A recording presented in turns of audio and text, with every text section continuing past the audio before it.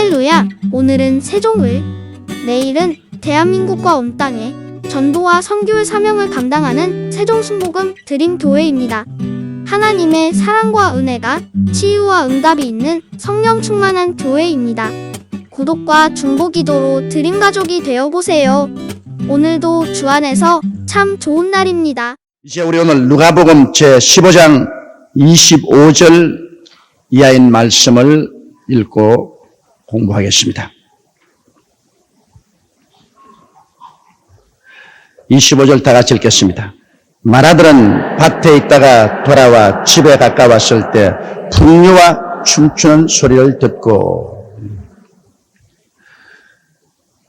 이 마라들은 타락하지 않았습니다. 마라들은 아버지와 함께 있어서 그는 열심히 일을 했습니다. 그런데 이 마라들을 결국 보면 아버지를 사랑해서 열심히 일한 것도 아니고 아버지가 좋아서 충성한 것도 아닙니다. 중국은 끝까지 붙어 있어야 아버지의 재산을 다 상속을 받을 수 있기 때문에 붙어 있은 겁니다. 결코 아버지 사랑해서 있은 것이 아닙니다. 재산이 탐이 나서 그는 아버지와 같이 있고 아침 일찍 나오고 저녁에 늦게 누우면서 일하는 것입니다. 둘째 아들은 이 골이 비어가지고서 세상 환경에 휩쓸려서 죄악의 세상의 화려함에 그만 죄가 상속이고 먹고 다 집어치우고 임시 손에 얼마 돈만 주면 그걸 가지고 쾌락을 누리겠다고 뛰어나간 골이 빈 녀석이지만은 마다들은 골이 꽉 찬 아들입니다. 그래서 내가 기어코 어찌한지 아버지 재산을 내가 다 상속으로 받고 내 손에 휘어잡기 위해서는 절대로 동의해서는 안 된다. 그걸 확 마음에 알고 있었습니다. 원래 그래요. 원래 사랑은 위에서 밑으로 흐르는 물처럼 부모가 자식을 사랑하지 자식이 부모를 애달프게 사랑하는 일은 없습니다. 부모가 자꾸 자식에게 전화도 하고 연락도 하고 따덕거리고 뭐도 자꾸 사다 갖다 주고 그러면 그 펠로십이 연결이 되지. 자식은 일단 부모 떠나면 둥지를 떠난 새새끼 같아서 가버린 거예요. 바이바이. 원래 그렇게 돼 있는 거예요. 그러면 그 사람들은 또 나가서 자기 가정을 이루고 자기 자식 새끼 낳아서 기르면서 자식에 대해서 온갖 정성을 기울이는 겁니다. 사랑은 물같이 위에서 밑으로 흐르는 것이지 밑에서 위로 올라가지는 않습니다. 이렇기 때문에 자녀들하고 부모님들이 오래오래 그래도 친면을 유지하려고 하면은 어릴 때 자녀들과 좋은 추억을 많이 남겨놔야 될 것입니다. 어릴 때 자녀들하고 깊은 동정과 사랑과 교제와 그런 여러 가지 추억을 남겨놓아서 부모에 대한 좋은 인상이 있어야 됩니다. 뭐 어릴 때부터 부모에 대해서 나쁜 인상을 가지고 좋은 인상을 갖추지 있지 않으면 아예 생각도 안 하거든요. 좋은 인상을 많이 남겨놓으면 자녀들이 세상에서 부모에 대해서 생각할 때 마음에 웃음이 나오고 마음이 은혜롭고 뜨거워집니다. 그래서 제가 늘 젊은 사람들에게 말하기를 자녀를 키울 때 자녀에게 관심을 기울여주고 자녀하고 휴가도 같이 지나고 같이 놀아주고 좋은 인상을 남겨놓아라. 좋은 추억을 남겨놓아라. 그것이 두고두고 부모를 생각하는 기반이 된다. 그런 말을 제가 늘 합니다. 그러고도 나중에 장성하고도 늘 부모님이 자녀들을 불러보고 찾아보고 그렇게 하면 오히려 귀찮아하게 생각하지만은 그래도 그러므로 서로 연결이 되는 것이지 그렇지 않으면 그죠? 자녀는 집 떠나면 걸어서 4천 8천 멀어진다. 인생은 종국적으로 보면 굉장히 외로운 겁니다. 나이를 먹어가면 자녀들 다 떠나버리고 이제 고목과 같은 영감 할머니 나무가 외로워 계셔. 아주 인생은 세월이 갈수록 외로워지는 겁니다. 정말 예수를 뜨겁게 믿고 하나님 사랑을 받고 하나님께 깊이 의지하고 그리고 소망을 하늘에 두고 살아가지 않으면 참으로 가을이 다가와서 푸르싱싱한 나무 잎사귀들이 다 누렇게 떠서 한 잎 뒤 떨어져서 낙엽에 바람에 휩쓸려가는 것처럼 참으로 기가 막힙니다.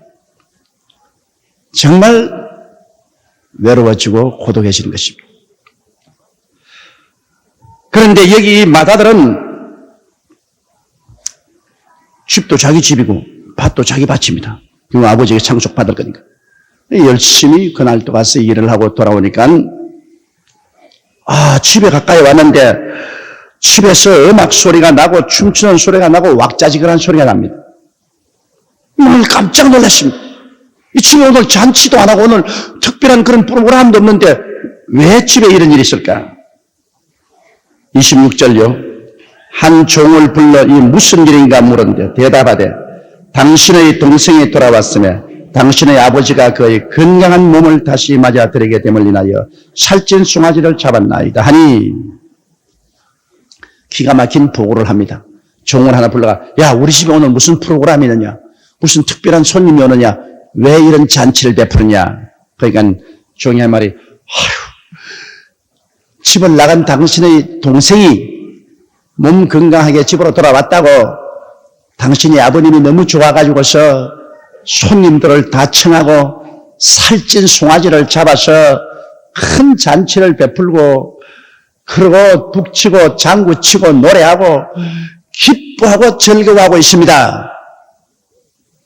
이 말을 들으니까 막 그만 그 뱃속에서부터 분노가 끓어오르기 시작하는 것입니다. 그 다음 구절을 보십시오.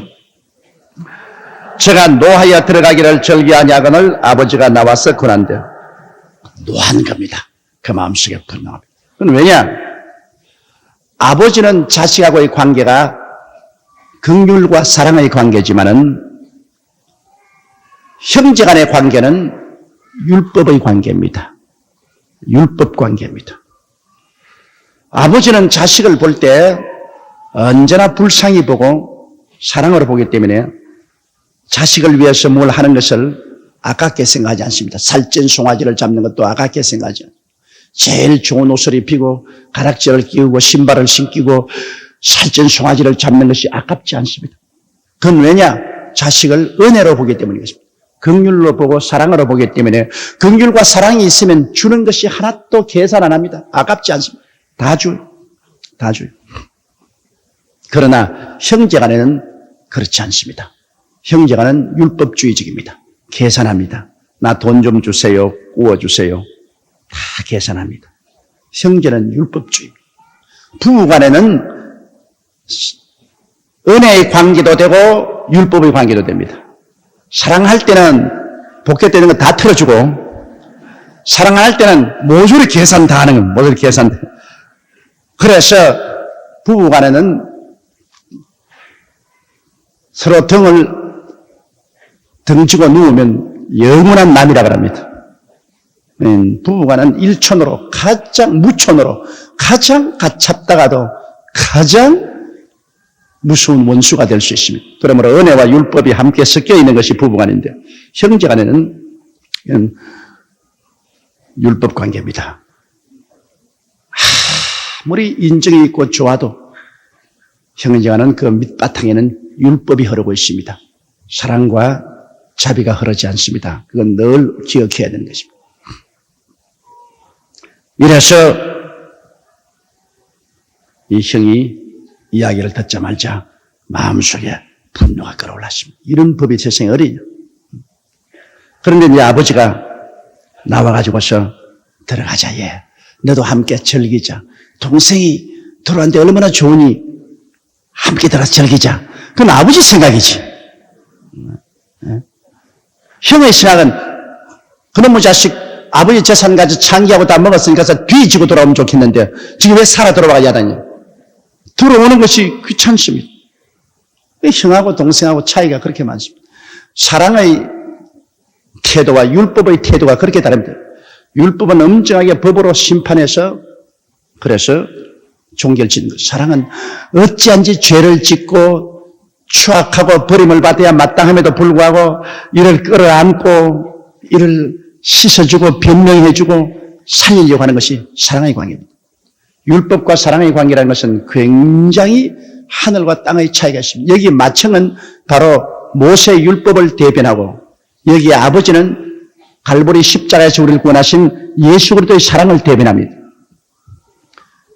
시내산에서 하나님이 주신 십계명은 인정사정 없습니다. 그 법에 어기면 죄인이고 죄인이면 그냥 심판하는 겁니다. 법은 절대로 우리를 구원하지 못해요. 이러기 때문에 구약시대에 한 사람도 의인이 없은 것은 율법하에 의롭다함을 입을 육체가 없습니다. 하나님의 법 앞에서 여러분 완전하게 생활할 사람이 누가 있습니까? 모든 사람이 죄를 범하였으니 하나님의 영광에 이르지 못합니다. 죄를 짓지 않은 의인은 하나도 없습니다. 그러므로 모세의 율법하에서는 모두 다 심판받아 다 죄악가운. 그렇기 때문에 하나님께서는 인간을 구원하기 위해서 우리 주 예수님을 보내셔서 예수님께서 모든 인생의 죄를 다 짊어졌습니다. 율법하에 심판받은 인생의 모든 죄를 다 짊어지고 심판을 바라버리기 때문에 율법을 철폐해버린 것입니다. 왜? 처음부터 끝까지 창세 이후로부터 마지막 세계까지 모든 인간의 죄를 율법이 정하는 죄를 예수님이 다 갚아버렸으니까. 이제 율법이 소용이 없죠. 다 갚아버리고. 율법이 정죄를 하면 갚았다. 정죄를 하면 갚아버렸다. 그러니까 율법이 소용이 없는 겁니다. 그래서 시내산에서 내려온 율법이 갈보리 십자가상에서 철폐되어 버린 것입니다. 이제 오늘날 우리가 구원받는 것은 율법의 행위로 구원받는 것이 아니라 그리스도의 용서와 자비와 사랑으로 구원받는 것입니다. 하나님께 나와서 회개하고 자복하고 하나님이 용서하고 사랑으로 우리를 구원해 주십니다. 용서와 사랑 아니고는 구원받을 사람 아무도 없습니다. 그렇다고 율법을 철폐하는데 필요 없냐? 필요 없는 것은 아닙니다. 율법이 구원의 조건은 되지 않지만은 이제 우리가 하나님 앞에 사랑받고 인정받고 살아갈 수 있도록 길을 안내해 주는 안내자가 되는 것입니다. 심판자가 변하여서 이제 은혜 시대는 율법이 안내자가 되었죠. 그래서 율법이 이렇게 해야 하나님이 기뻐하십니다. 저렇게 해야 하나님이 기뻐하십니다. 그 하나님이 기뻐하는 그 스탠다드를 우리에게 보여주는 것이죠. 그러나 율법이 우리를 구원할 힘은 없습니다. 이제는 정죄할 힘도 없습니다. 율법은 거울과 같아서 이제는 우리가 깨끗하냐 안 하냐를 보여주는 그것밖에 역할이 없습니다. 율법이 필요 없는 거 아니죠. 필요하죠. 우리가 살아가는데 우리의 행위를 올바른지 나쁜지 비교해 보는 데 아주 필요하죠. 그러나 그 율법이 우리를 구원할 수 있는 힘도 없고 우리를 심판할 힘도 없는 것입니다. 오직 우리는 아버지의 사랑과 자비로 구원을 받는 것입니다. 여기 꼭 마정 보십시오. 마침은 율법주의자이기 때문에 죄를 짓고 돌아온 그 동생에 대해서 무시무시한 심판만 내려버리고 나는 그하고 같이 안 한다. 등을 돌려버렸지. 그 동생을 끌어안고 입 맞추고 기뻐하고 즐거워하고 살찐 송아지를 잡는 이러한 일은 절대로 없습니다. 그러므로 율법으로 구원받으려는 사람은 아예 꿈도 꾸지 마십시오. 그러나 하나님 우리 아버지는 우리 아버지이기 때문에 회개하고 돌아오면 정말 한 푼어치도 가치 없는 우리들 때문에 아버지는 뛰어나와서 목을 얼싸안고 기뻐하고 예수 그리스도의 제일 좋은 의의 옷을 입혀주고 성령의 가락지 끼워주고 구원의 예비한 신발 신겨주고 그리고 은혜의 살찐 송아지를 잡아가지고서 우리와 하여금 기뻐하고 즐거워한다. 이게 우리 아버지의 은혜와 사랑인 것입니다.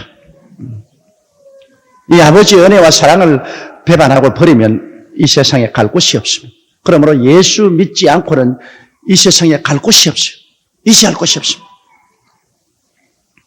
저는 어제 집에 와서 가만히 생각을 많이 했습니다. 헛되고 헛되며 또 헛되고 헛되니 모든 것이 헛되더라. 나는 새도 쏴서 잡겠다고 하는 그 군부의 등등한 세력인 전두환 정권도 노태우 정권도 불과 10년 이짝저짝에 다 무너졌습니다. 화무 11홍 권무 10년이라더니 열흘 붉은 꽃이 없고 10년을 가는 권세가 없다더니 그 짧은 세월 다 지나가 버리고 지금은 그래도 우리는 좋던 안 봤던 내 집이라는 곳에 들어가는데 철창 속에 턱 들어앉아. 참 기가 막힌 노릇입니다. 또 한 분은 철창에 안 들어가려고 지금 온갖 발버둥을 치고 있다. 그런 부정의, 부진리, 부진실을 가지고서 정권을 강탈하지 말고 편안하게 육군 장군으로서 평생을 보냈으면 사람들에게 존경받고 그 다음에는 퇴직하고 난 다음에는 연금 가지고서 편안히 살 것인데 일순간적인 그 권력에 취해 있다가 그 다음 세월이 지나가서 다 떨어지고 나니 지금 그 비극이 얼마나 큽니까? 그래서 참 인생 허물을 뼈저리게 느꼈습니다. 너 인생이 무엇이냐 잠시 있다 사라지는 안개니라. 내일 일을 자랑치 마라. 오늘 내게 어떠한 일이 일어날지 알지 못하니라. 우리도 그래요. 지금 여기 앉아 있지만은 앞으로 불은 30년 이내 주님이 안 오시면 여러분이 다 어디 있느냐? 공동묘지에 들어가 있습니다. 30년 이내 아주 눈 깜박할 사이입니다. 그러니 이 영원의 시간 가운데서 한번 눈 반짝하고 떴다가 영원히 감아버리는 이러한 삶을 사는 우리가 구원의 길이 없다면 가장 불쌍한 것이 인생입니다. 바울 선생이 말한 것처럼 우리가 바라는 것이 이 생뿐이면 이 세상에서 가장 불쌍한 자라고 하는 것처럼 구원의 길이 없다면 인간이 사는 것이 너무너무 허무하고 기가 막힌 일입니다. 그렇기 때문에 우리는 결사적으로 구원의 밧줄을 잡아야 되는 것입니다. 결사적으로 예수님을 붙잡고 예수님 안에서 영혼을 얻어놓고 그 다음에 장사도 하고 취직도 하고 사업도 하고 사랑도 하고 자식도 키우고 해야지. 가장 근원적인 이 구원을 놓쳐버리면 그 다음에 이 세상의 부귀영화 공명이 무엇입니까? 순식간에 철한 북풍이 불면 떨어져 날아가는 세피한 나무 잎사귀 같이 사라져버리고 마는 겁니다. 사람이 온 천하를 다 얻고도 자기 목숨 하나 잃으면 무엇이 유익하리요? 사람이 자기 목숨과 뭐가 바우겠냐. 그래서 저는 지금 가만히 잠시 내가 이거 어쩌다가 구원을 받았는지 참 구원 못 받았으면 어떻게 될 뻔당했나. 아주 간담이 선언했습니다. 구원을 받지 않고 사는 것은 천길만길 저 밑에 떨어질 수 있는 그런 비탈길 바위에 청이끼가 끼인 곳에 그 길을 걸어가고 있습니다. 청이끼가 얼마나 미끄러운지 압니까? 잘못 밟으면 키대로 넘어지면 그때부터 뒹굴어 천길만길 저 지옥으로 떨어집니다.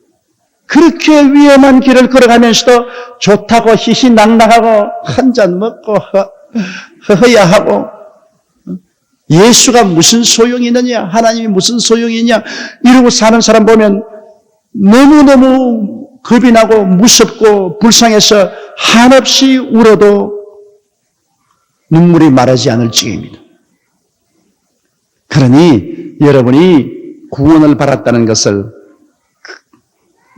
가볍게 생각하지 마십시오. 참으로 큰 축복이요, 특권이요, 은혜인 것입니다. 이 구원 없으면 뭐 사는 것이 아무도 소용없습니다. 구원을 받고 난 다음에는 끄적집에 살아도 괜찮아요. 다리 밑에 가서 끄적을 덮어쓰고 살아도 30년이면 대궐에 살은 사람이나 끄적을 덮고 살은 사람이나 공동묘지에 들어가기는 일반이요. 그 이후가 문제인 것입니다. 그 이후가 문제. 성경의 부자, 매일같이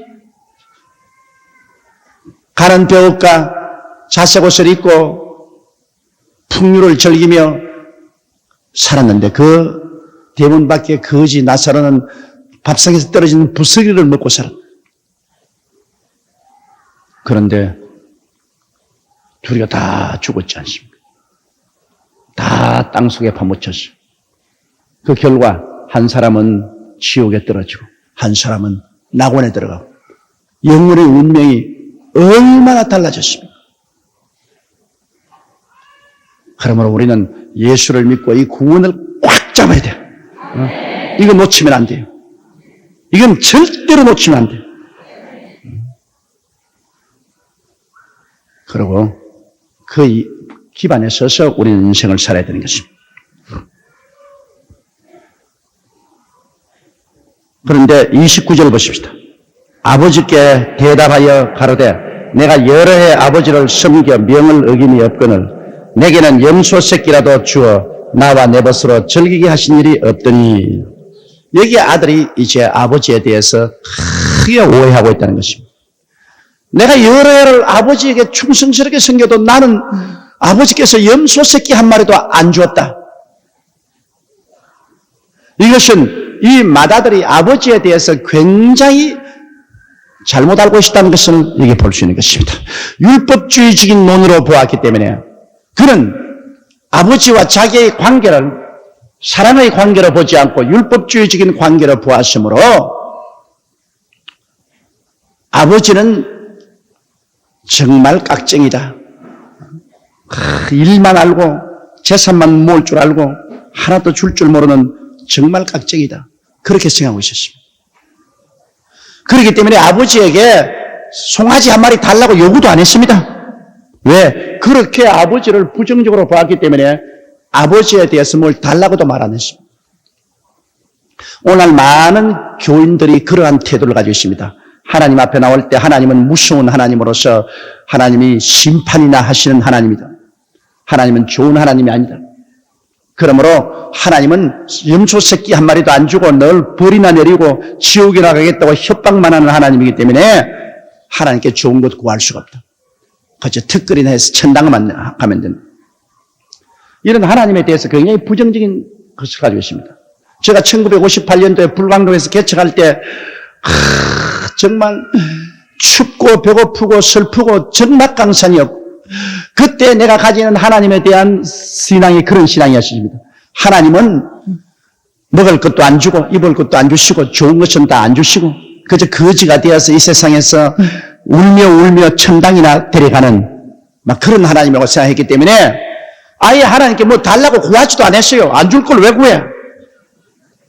하나님에 대해서 맏아들같이 굉장히 부정적인 생각을, 이게 전통적인 우리 한국 기독교인들의 생각입니다. 그게 한국 기독교의 불교적인 영향력이 굉장히 많아가지고서 모든 것을 비관적으로 보는 것입니다. 긍정적으로 보지 않고 비관적으로 보는 거예요. 그랬다가 제가 하나님이 좋은 하나님이라는 것을 깨닫는 것이 내 운명의 변화의 시작이었습니다. 그 하나님이 좋은 하나님이라는 것을 내가 전혀 몰랐고 또 뭐 하나님을 가지고 뭘 좋다 나쁘다 그런 소리 하나. 그랬는데 제가 미국에 오랄 로버트 목사님의 저서를 읽었습니다. 세계적인 부흥사였던 오랄 로버트 목사님의 저서를 읽었는데 그 오랄 로버트 목사님이 제일 강하게 주장하는 것이 God is a good God. 하나님은 좋은 하나님이다. 제일 처음에 그걸 읽고 내가 웃었다고요. 어린애 장난같이 뭘 하나님을 보고 좋은 하나님, 나쁜 하나님 그런 시시한 소리는.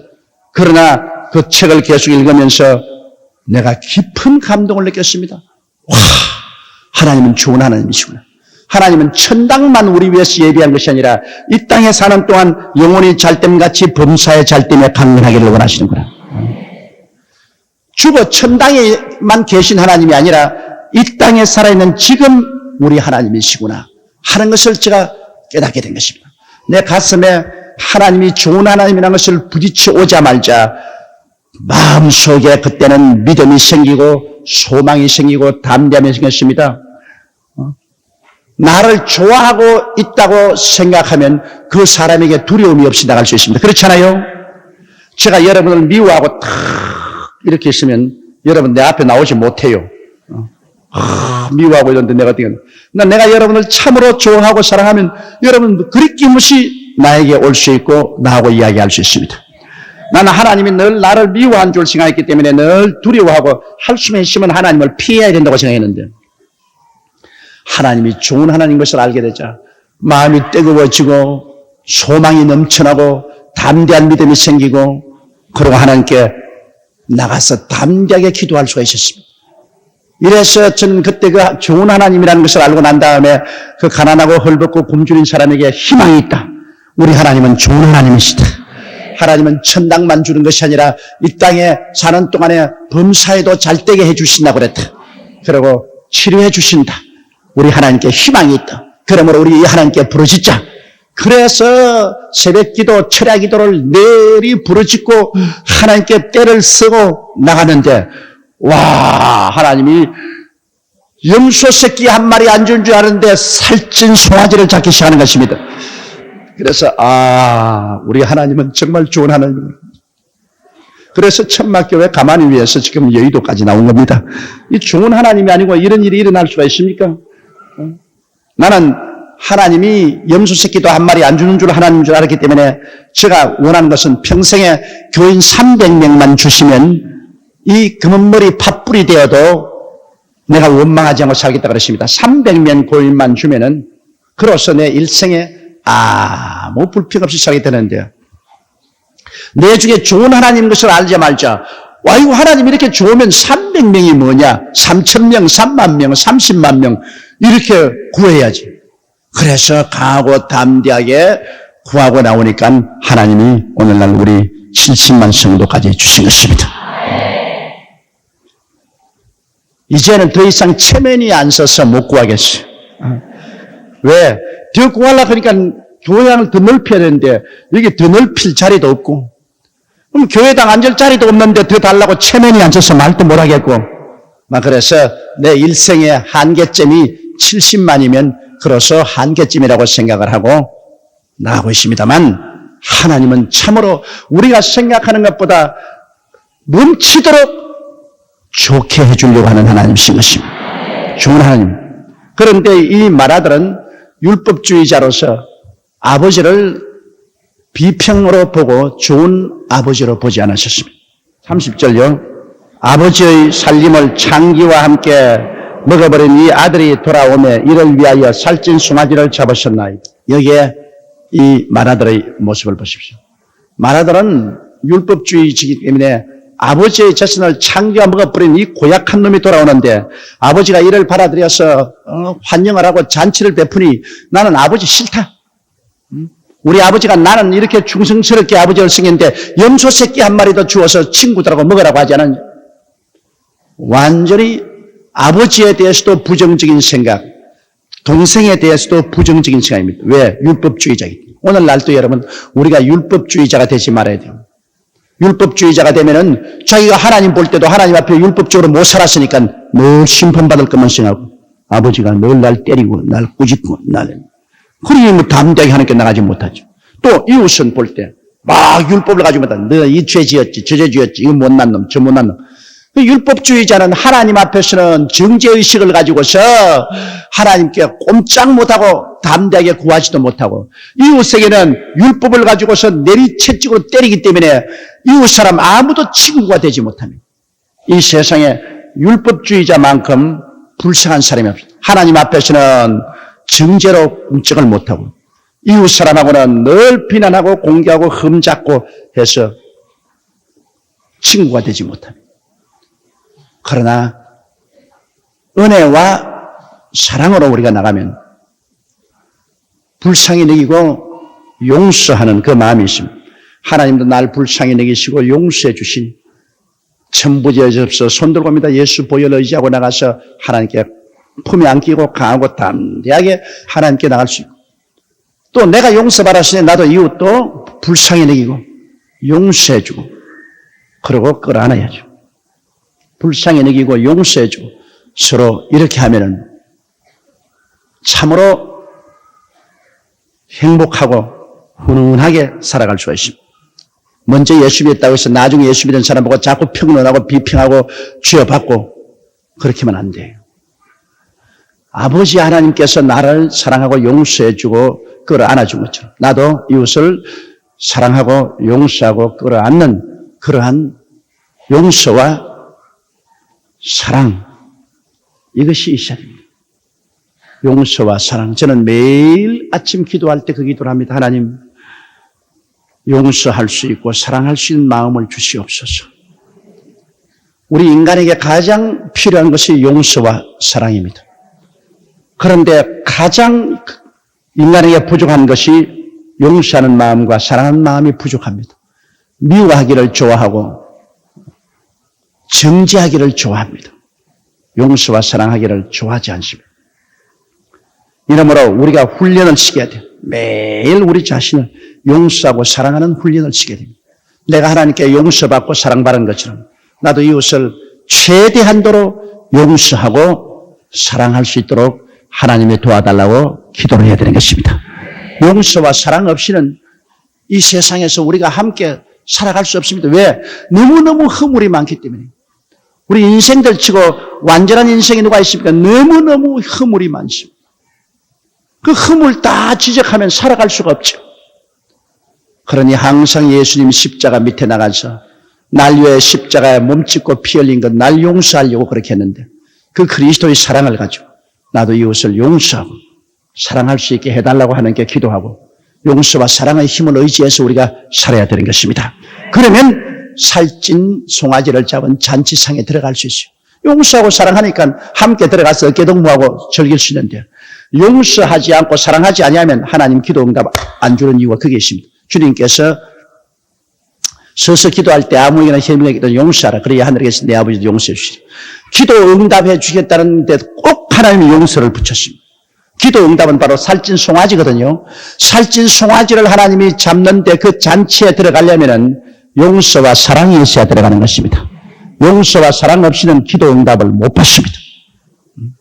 마음속에 독한 시기와 미움이 있고 정죄가 있으면 기도했자 응답 못 받습니다. 마다들 같아서 잔치상에 못 들어가요. 이러므로 우리가 하나님께 기도 응답 받으려면 먼저 엎드려서 용서해 주지 못한 사람이 기억나면은 다 손가락 꼽아서 다 용서해 줘 버려야 돼요. 다 용서해 줘. 그러고 난 다음에 사랑을 해야 돼요. 하나님 축복을 해주게 해주시고 사랑하게 해주십시오. 운수가 줄이거든 목마르고 먹이고 목마르든 마시오. 정지하지 말고 축복해 주라고 하는 거지.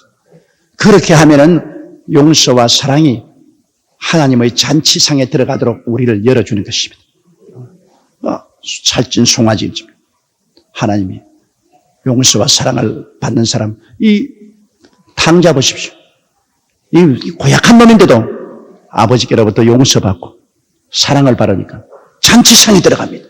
살찐 송아지를 먹고 있습니다. 그러나 형은 율법적으로 볼 때 동생보다 훨씬 나은 사람인데도 불구하고 용서하지 아니하고 사랑하지 않기 때문에 그는 바깥에서 하루 종일 일해가 땀 흘린 옷을 입고 배는 고프고 분노는 오고 죽긴 하고 벌벌 안 들어갑니다. 아버지가 들어와라 얘야 들어와. 안 들어가요. 나 안 들어가. 더럽고 치사스러워서 안 들어가. 지가 안 들어오는 겁니다. 왜? 용서 못하고 사랑 못하기 때문에 못 들어가요. 용서하고 사랑한 사람은 아무 죄인이라도 그냥 싹싹 들어가는데 이 사람은 너무 지가 이롭다고 생각하기 때문에 용서하고 사랑하지 못함으로 그 큰 잔치도 눈에는 치사스럽게 보입니다. 더럽게 보입니다. 더러운 것들 치사스럽게 살찐 송아지를 먹어 패 더러워. 나 안 들어간다 그게. 안 들어가면 지만 소리났지 뭐 다른 소리가 누가 있어. 지만 배고프고 지만 춥고 지만 고통스럽지. 그런 사람 많아요 요사에. 그런 마다들 같은 예수 교인들이 굉장히 많다고. 그러므로 오늘 여러분 여기에 하나님이 예비한 잔치가 있습니다. 오중보험과 삼중축복의 살찐 송아지를 잡은 잔치상이 있어요. 여기에는 용서하고 사랑하면 다 들어갈 수 있는 것입니다. 용서하고 사랑하면 들어가서 같이 먹고 즐길 수가 있어. 그러므로 여러분께서 모두 다 용서하고 사랑하기를 전력을 다해서 힘쓰는 여러분 되시기를 주 이름으로 축원합니다. 혹시 제가 잘못하거든 저도 용서해 주십시오. 저도 여러분 용서해 드릴 테니까. 31절 보십시다. 아버지가 이르되 예 너는 항상 나와 함께 있으니 내 것이 다 내 것이로되.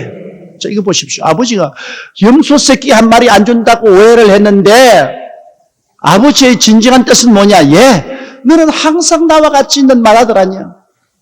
상속자 아니냐.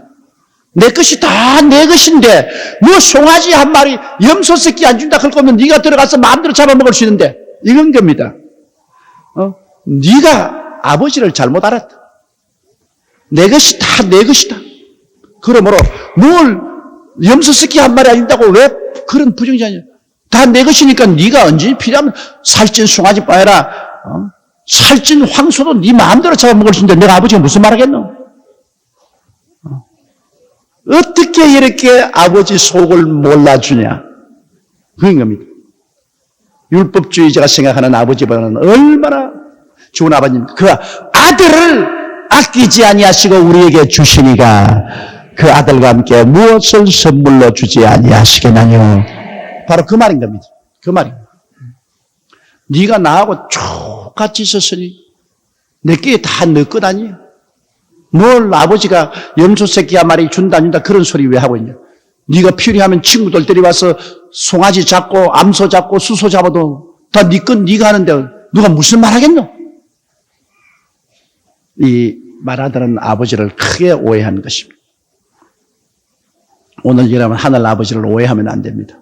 하늘 아버지는 여러분이 생각하는 것보다는 너무나 좋은 하나님이죠. 예수님 십자가에 못 박여서 내가 다 이루었다 하실 때 모세의 율법은 철폐됐다. 이제는 아버지는 율법으로 보지 않습니다. 우리를 은혜로 보시는 거죠. 용서와 사랑을 가지고 보는 것입니다. 십자가에서 율법과 정죄와 의식과 형식과 마귀의 모든 권세는 다 철폐되어 버리고 마는 것입니다. 십자가의 은혜가 얼마나 큰지 말로 다 알 수 없습니다. 우리는 예수 그리스도의 피로 새 언약을 맺었습니다. 그것은 용서와 사랑의 언약인 것입니다. 누구든지 저를 믿으면 멸망하지 않고 영생을 얻으라. 이제 믿기만 하면 돼요. 믿기만 하면 돼요. 믿고 용서와 사랑을 통해서 들어가기만 하면 하나님의 지성소로 직행으로 들어갑니다. 아버지 보좌 앞으로 들어가요. 율법주의자들은 지성소에 못 들어갑니다. 32절요. 이 내 동생은 죽었다가 살아났어. 내가 잃었다가 얻었기로 우리가 즐거워하고 기뻐하는 것이 마땅하다. 이건 아버지의 사랑이죠. 동생은 그렇게 돌아온 것을 형은 좋아하지 않지만 아버지는 죽었다가 살아나, 잃었다가 얻었다. 그러므로 즐거워하는 것이 마땅하다. 우리 하나님 아버지께서는 그런 생각을 가지고 있습니다. 사람이 말이 쉬워 그렇지 정말 맏아들 많습니다. 여러분 맏아들 많아요. 여러분 우리도 쉽게 맏아들이 된다고. 그러나 아버지의 심정은 맏아들은 항상 같이 있기 때문에 아버지는 모든 것을 맏아들에게 다 주었어요. 다 주었어요. 그러나 탕자는 죽었다가 살아나고 잃었다가 얻었으므로 이거 너무 아버지가 기뻐해서 살찐 송아지를 잡는데 일회적인 사건입니다. 한 번 그렇게 해주지 탕자를 늘 그렇게 해줘야지 맏아들은 늘 그렇게 자기 마음대로 할 수 있죠. 이러므로 우리가 정말 맏아들이 되지 않도록 우리 마음속에 늘 주의를 하고 아버지 하나님이여 십자가 예수 그리스도의 보혈로 내가 용서받았으니 나는 용서에 빚진 사람입니다. 내 남편도 용서하게 도와주십시오. 오래 같이 살면요 남편도 미워지고 마누라도 미워진다고. 로man틱한 그 세월은 지나가 버리고 자꾸 결점만 생기고 그 다음에 경제적으로 살아가는데 어렵고 부딪히고 하니까 미운 생각이 자꾸 생기고 오해가 많이 생깁니다.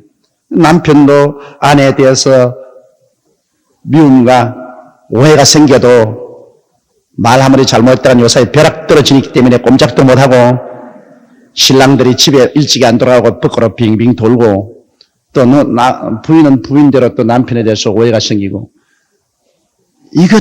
이대로 오래 있으면은 둘이 다 잔치상에 못 들어가요.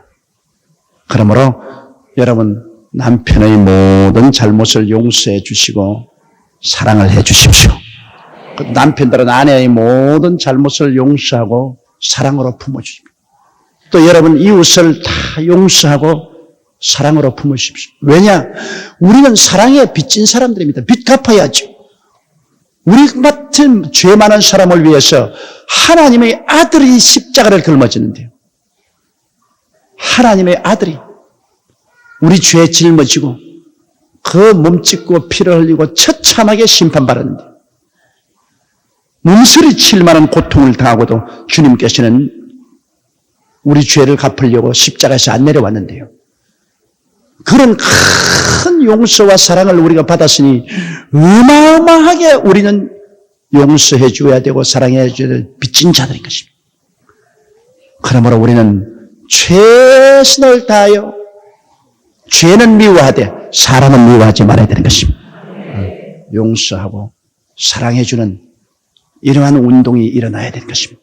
개인에도 가정에도 교회에도 국가에도 용서하고 사랑하는 운동에는 지금 우리나라가 이렇게 시끄러운 것 참으로 십자가 예수 그리스도의 보혈 앞에 선 심정으로 용서와 사랑을 가진다면 문제가 쉽게 해결될 수 있어요.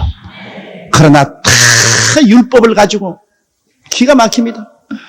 정당끼리도 여당도 야당도 서로 죽이려고 용서와 사랑으로 정책 대결을 하면 좋겠는데 정책 대결을 하지 않고 서로 결점을 해치가지고서 엉덩이 바지 벗기기 운동합니다. 네가 냄새가 얼마나 나 나는 덜 난다 너는 더 난다. 짧은 똥은 똥 아닌가 뭐. 서로 냄새 덜 난다 더 난다 그런 경쟁하고 있다고. 정책 대결하죠. 국민들이 보니까 가관이야 가관. 구린내 나는 것은 빨리빨리 덮어서 가지 빨리 해버려야 돼요. 용서와 사랑 이외에는 인간 삶을 인간답게 만들 수가 없습니다. 용서와 사랑이 잔치상을 만든다는 걸 잊지 마십시오. 용서와 사랑이 있는 곳에는 살찐 송아지가 자빠지지만은 미움과 정죄가 있는 곳에는 추운 바깥 어두운 데서 니를 갈고 떨고 눈물을 흘린 것밖에 없습니다. 오늘 우리는 그러므로 이 교훈을 잘 마음에 새겨서 우리 하나님의 안방에 들어가서 잔치를 즐길 수 있는 사람들이 다 되십시다. 아버지여 용서합니다. 용서받습니다. 사랑합니다. 사랑받습니다. 나 아버지에게 들어가요. 천부여 어지없어 손 들어봅니다. 나 들어가요. 그렇게 아버지 품에 안기십시다.